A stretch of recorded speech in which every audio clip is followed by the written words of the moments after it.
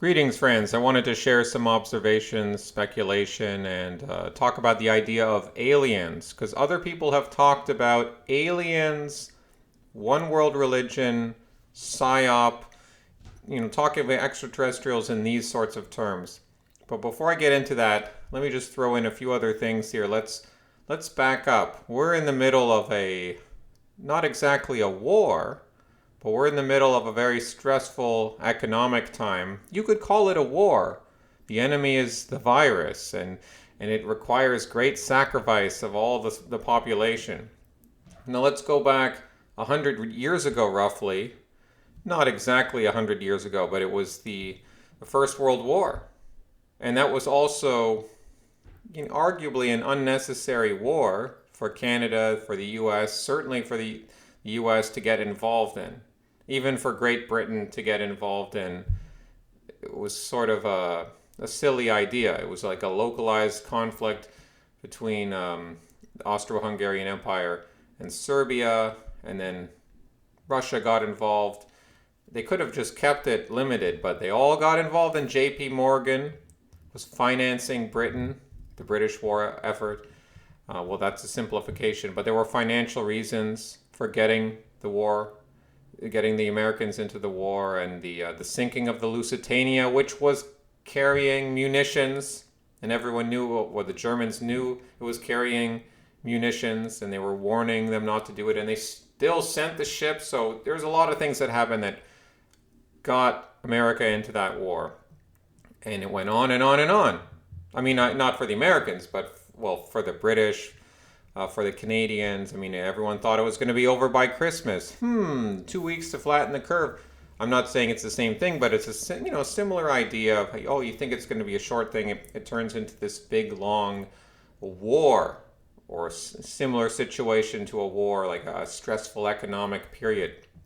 And actually, if you go back 2 centuries ago, it's the Napoleonic Wars, which were, of course, concluded by 1815. So it's not a perfect synchronicity with what's happening now, but it is roughly every 100 years. You go back, you get the First World War, and then you go back, the long Napoleonic period. So there's these periods of stress that our civilization has gone through over the past 2 centuries. Now, I know there was the Second World War, which was in the middle of the 20th century, so I know it's not perfect, but there is something interesting to look at there. Now, with World War II, with the conclusion of that, you really couldn't have states like first world countries throwing their military might at each other anymore, because it would just, at least the elites, they didn't want that because it was too messy for them. Bombs could maybe land on their well, probably not, but maybe it would disrupt their own lifestyle. And so they did proxy wars in the Vietnam War, and later in the Middle East.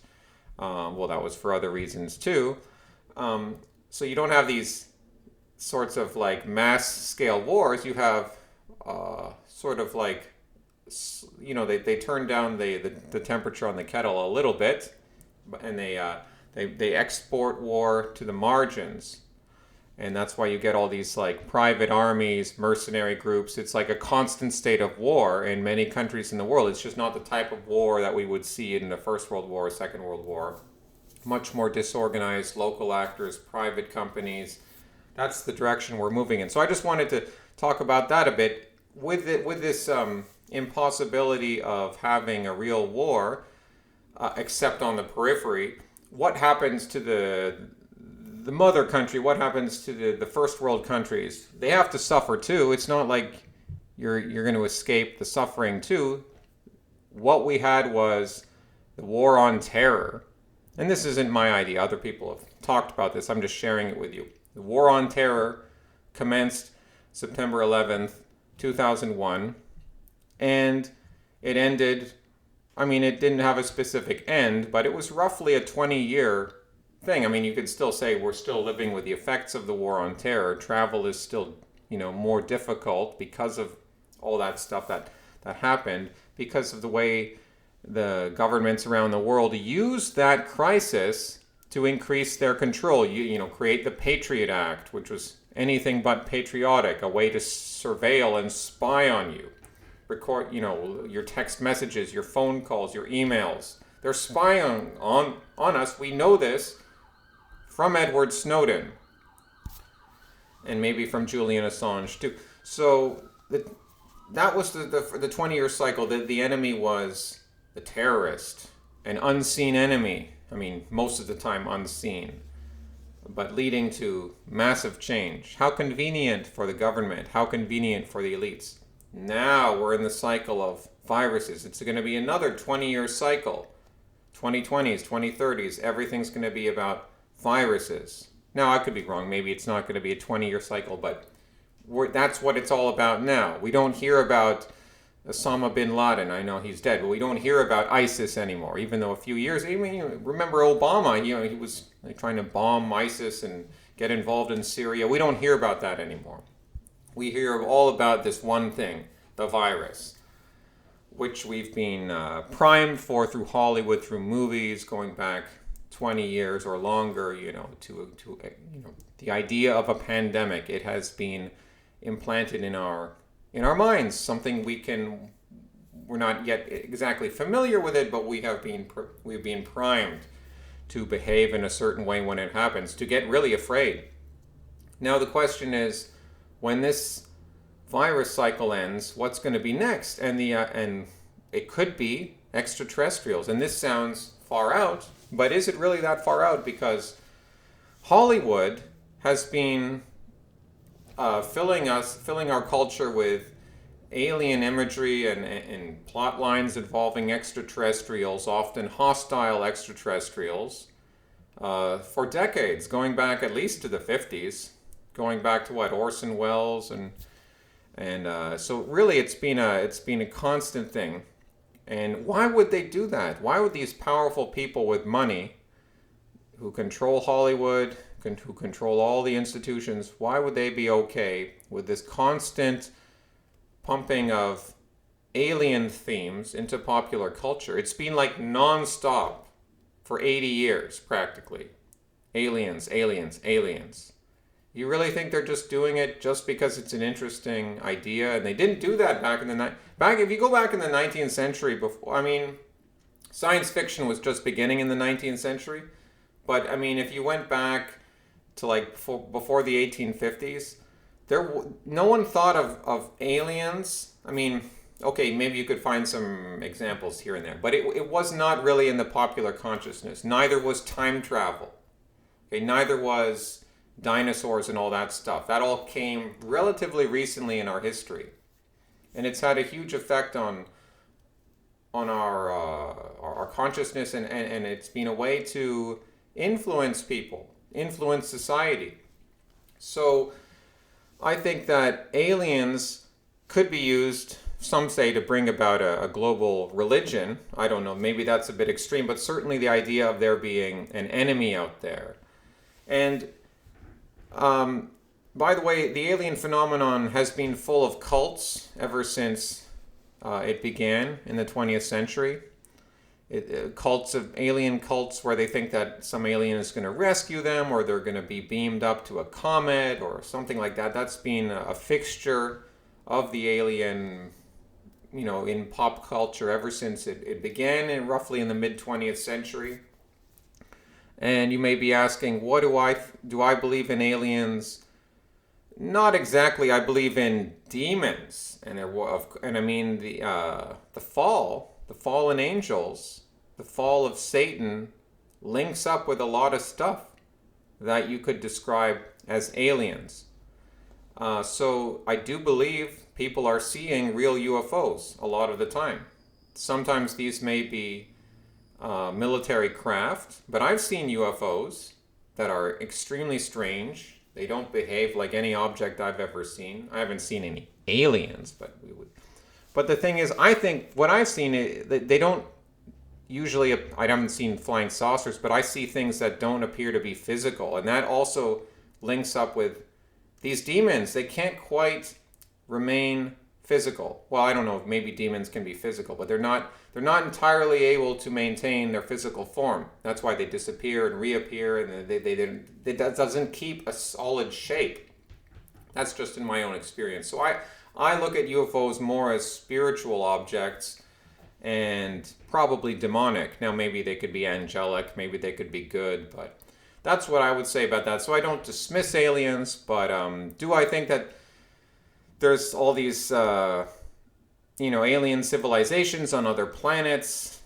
There could be, but right now I think the rest of the universe is devoid of life. It's waiting to be maybe colonized, but the Earth is very important. Okay, it's not like in the evolutionist story where the Earth is just some insignificant speck in a cloud of billions upon billions of other potential planets where the same thing could have happened. No. The Earth is the center of the universe. Okay, so maybe I'm wrong about that, but the Earth is central for the story spiritually, and the fall of man, the fall of Adam happening here on Earth had cosmic implications and changed the entire universe. So you don't have to agree with me on that, but that's how I would look at it. And if you follow a lot of the alien abduction stories, why are the aliens inserting things into you? And often there's, sexual intercourse going on. There's all these weird things going on that really seem to be more like a demonic possession going on. Maybe not in all cases, and I know a lot of people have great things to say about aliens, and they channel aliens and can't wait for the aliens to come back, and the aliens have always been here, and they created us. They used DNA from the Anunnaki. Maybe some of my videos from a few years ago, I would have been influenced by those ideas. I no longer am. I believe these sorts of New Age ideas are demonic, but I don't dismiss them as falsehood completely. I just think you're dealing with demonic energy here. And so ask the aliens about Jesus Christ. Ask the machine elves on your DMT trip about Jesus Christ. And how will they react to that? Will they like the name of Jesus?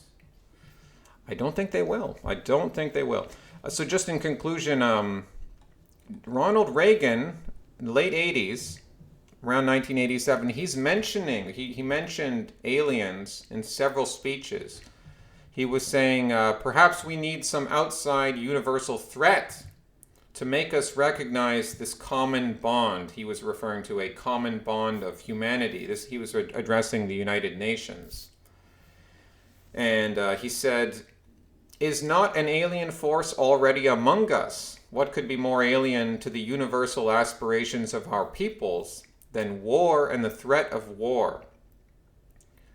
Which I thought was a funny thing for him to say, because he's also talking in another speech around the same time period of how we need, it's like we're fighting, he's talking in the context of the Cold War.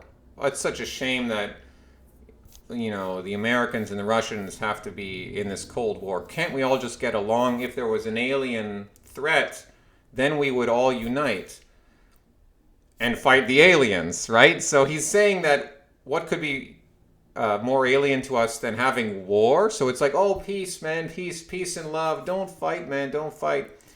But then let's unite and fight the aliens. So that's not entirely consistent. But I thought it was significant that he was mentioning that, and he was into some goofy evangelical stuff. There's some good evangelicals out there, but some of them they get into these strange cult-like beliefs, and that's where these aliens come into play. That's where the demonic forces, they come into play. So I just think Reagan was probably maybe misled, or who knows what was really going on there. He wasn't even much of a conservative in terms of his policies, but that's another discussion. I just thought it was interesting that Reagan was mentioning this openly back in the 80s, and we do have it in popular culture throughout all these Hollywood movies, TV shows, Star Trek, Star Wars, all this stuff. What is the effect of believing in all these alien civilizations? It's decentralizing, it's relativizing what is truth. Well, how can there be God? How can there be one truth if you've just got this infinite expanding universe? No, it's not a coincidence that it works for their narrative. It works to destabilize what is it, the logos or truth or whatever it is they're trying to destabilize. So I think the next PSYOP could involve aliens. It seems far out to us right now, or it may involve something just like an asteroid. We have to unite to fight to blow up this asteroid, like they did in the movie Armageddon. But the aliens are almost like a way. This would be a time when all the cards are on the table and they don't hide what they want anymore. Like they talk about how tarot, occult, magic, all this stuff had to be hidden for centuries. Like people knew about it, you could do it, but it couldn't be discussed in the public. Because people would, the state or the church would stop you. But now all the cards are down on the deck. Now they can openly practice the occult, practice magic, and also really start invoking aliens. And this ties in perfectly with Mars and the search for extraterrestrial life. They want to keep us thinking that there's some life out there. I don't know if there is. I don't think there really is, because it's not a coincidence in my mind why the rest of the solar system is so barren. Maybe God had people there in the past and he destroyed them. I don't know. So I know this is more of a speculative video. Hope you found it interesting. Hasta luego, amigos.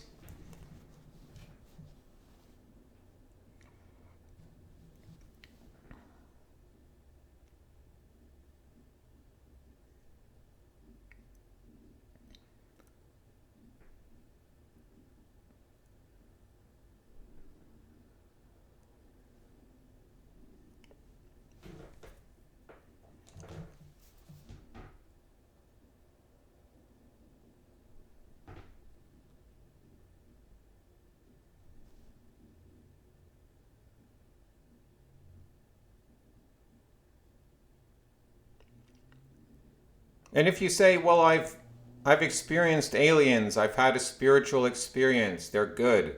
I know they're good. Well, I'm sure you had this experience. I'm sure you had a real spiritual experience. But not all spiritual experiences are from God. Not all spiritual experiences are good. You have to know, how do you test these spirits? How do you test them? That takes time. That takes patience. It certainly takes consultation with other people who should take you seriously, but they should listen to you. They should help you think through what happened.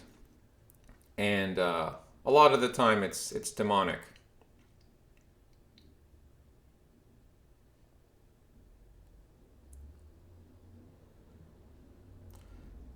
At this point in time, I'm thinking that the moon landings probably did not occur, or they did not occur that the way they explain them. There's a lot that you can find on this. Just tons of things that don't make sense. How come they couldn't see the stars on the moon? And they give different explanations. Some say you could see the stars from the moon. Some say that you couldn't. All the radiation that they were supposed to pass through that would kill the astronauts. How were they able to get through there? There's just a whole bunch of things like how were they able to land on the moon for primetime television and have it work out so well? I mean, there's a lot of things that may suggest we never went to the moon. But I don't say the moon's not real, or that maybe it's not as, who knows? Who knows what the nature of these things are?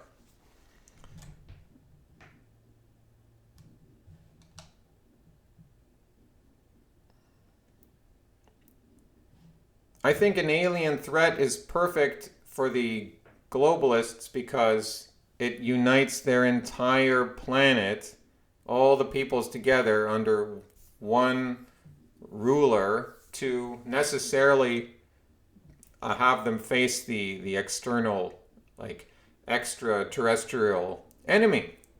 It's quite simple why it would make sense for them.